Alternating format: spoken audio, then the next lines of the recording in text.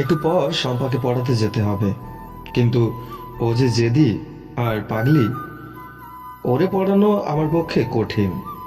বাড়িওয়ালির মেয়ে বলে না করে দিতে পারছি না। কিছুক্ষণ পর শম্পাকে পড়াতে গেলাম।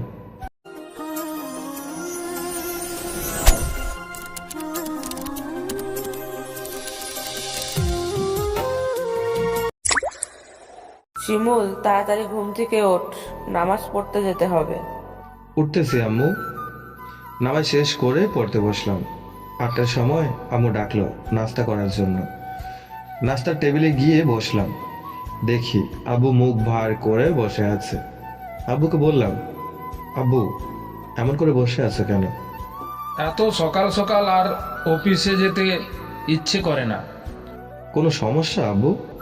এখান থেকে অফিস অনেক দূর, যেতে অনেক সময় লাগে।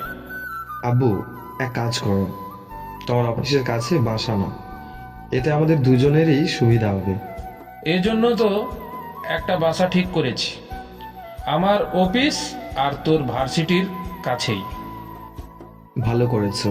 প্রতিদিন আর এত দূর থেকে ক্লাস করতে ইচ্ছা করে না। এখন শান্তিতে যাওয়া যাবে। নতুন বাসায় কবে নিয়ে যাবে? আজ 21 তারিখ, 1 তারিখ নতুন বাসায় উঠব। ভালোই হবে। খাওয়া শেষ করে রুমে আসলাম। একটু পর ভার্সিটির উদ্দেশ্যে বের হই। ও, আপনাদের কাছে আমার পরিচয়টা দিয়ে দিই। আমি শিমুল, আম্মু আব্বুর একমাত্র ছেলে। এর জন্য একটু বেশি আদর করে। লেখাপড়া করি ঢাকায় একটা প্রাইভেট ভার্সিটিতে। ভার্সিটিতে পৌঁছে দেখি বন্ধুরা সবাই চলে আসছে। তোর এতক্ষণে আসার সময় হলো? সরি দোস্ত, একটু জামে পড়েছিলাম, তাই দেরি হয়ে গেল।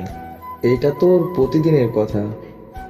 এর জন্য শাস্তিস্বরূপ তোকে একটা কাজ করতে হবে।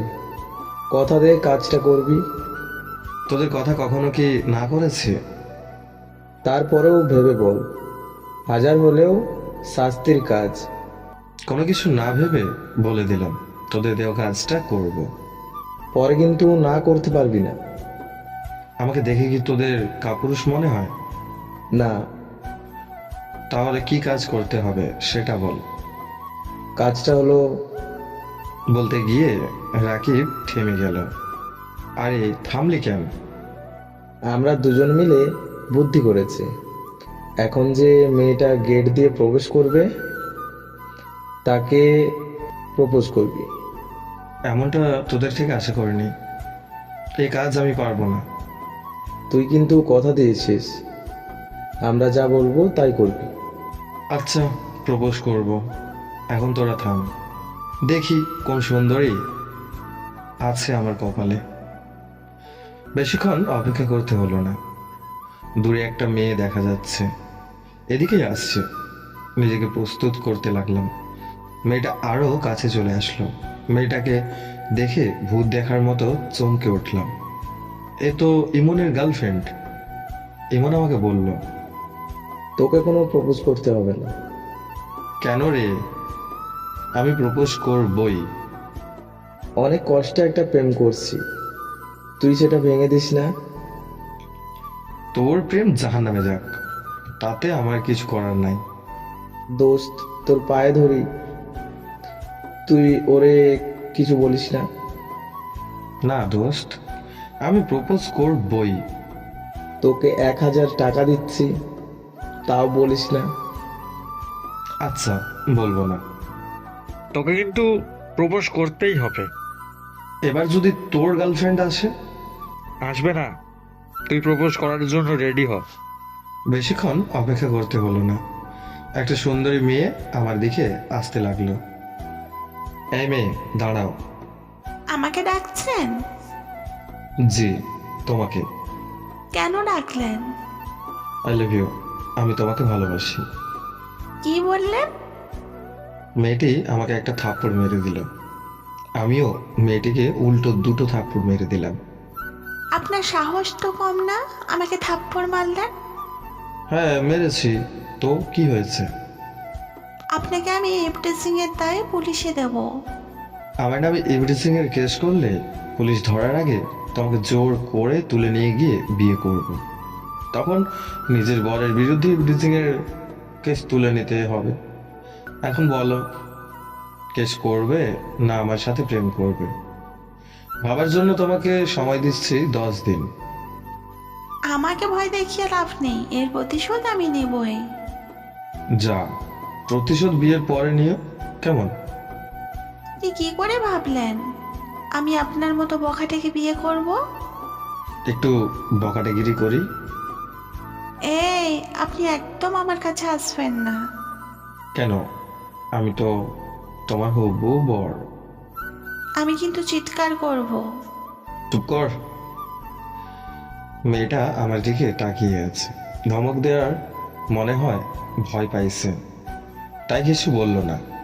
আমার জন্য এটা সুবর্ণ সুযোগ এখান থেকে কেটে পড়ার। মেয়েটাকে বললাম, ওই, এই কথাই রইল, 10 দিন, ঠিক 10 দিন পর তোমার সামনে হাজির হব উত্তর জানার জন্য। এই যা, মেয়েটার নামই তো জানা হলো না। নাম না জানলেও হবে, আগে এখান থেকে কেটে পড়ি। দোস্ত, তুই তো একবারে ফাটিয়ে দিলি। রাগ তোর ফাটিয়ে দেওয়া, আগে পানি খাওয়া। এই নে পানি খা। দোস্ত, এখানে আর বেশিক্ষণ থাকা যাবে না। কেন, ওই মেয়েকে ভয় পাইছিস নাকি?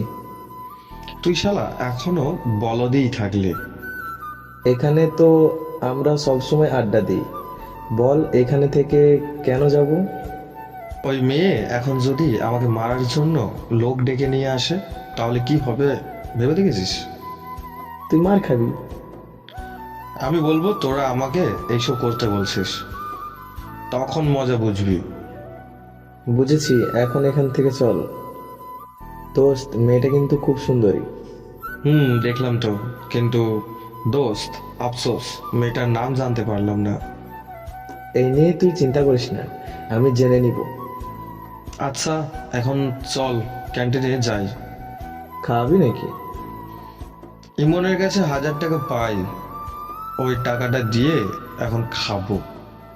আমার কাছে কোনো টাকা নেই। খাওয়াবি না গার্লফ্রেন্ড হারাবি? তুই তো দেখছি বন্ধু নামক ডাকাত, জোর করেই খাবি। নিজের করা গর্তে নিজেই পড়ছিস, আমাকে কেন দোষ দিস? আর কোনো কথা নয়, এখন শুরু হবে গার্লফ্রেন্ড ফিরে পাওয়ার পার্টি। ওকে দোস্ত। খাওয়া শেষ করে ক্লাসে আসলাম, ভদ্রভাবেই ক্লাস শেষ করলাম। কাল কখন আসবি? সকালেই। দেরি করিস না যেন। আচ্ছা। ও, তোদের একটা কথা বলবো, মনে নেই? কি কথা? দোস্ত, কয়েকদিন পর তোদের এলাকায় চলে আসছি। ভালো কথা, আমাকে একটু তাড়াতাড়ি বাসায় যেতে হবে। আমাদের কাছে মিথ্যা কথা বলতে হবে না, বল গার্লফ্রেন্ডের সাথে দেখা করবি। বুঝেছিস যখন, তাহলে এখান থেকে যা। আচ্ছা, যাচ্ছি, তুই তোর গার্লফ্রেন্ডের সাথে থাক। একটু পর বাসায় চলে আসি, রাতে শুয়ে ফেসবুক চালাচ্ছি, এমন সময় আব্বু আসলো। ফোনের মধ্যে কি আছে অত মনোযোগ সহকারে দেখছো? আসলে আব্বু, একটা নিউজ পড়ছিলাম। আমাকে মিথ্যে বলতে হবে না, আমি দেখেছি তুমি ফেসবুক চালাচ্ছিলে। ফেসবুক চালানো বাদ দিয়ে একটু পড়াশোনায় মনোযোগ দিলে ভালো হবে। আচ্ছা আব্বু। আর শোনো, আমরা কালই নতুন বাসায় যাচ্ছি, সকালে অনেক কাজ আছে, তাই তোমাকে বললাম। আচ্ছা আব্বু।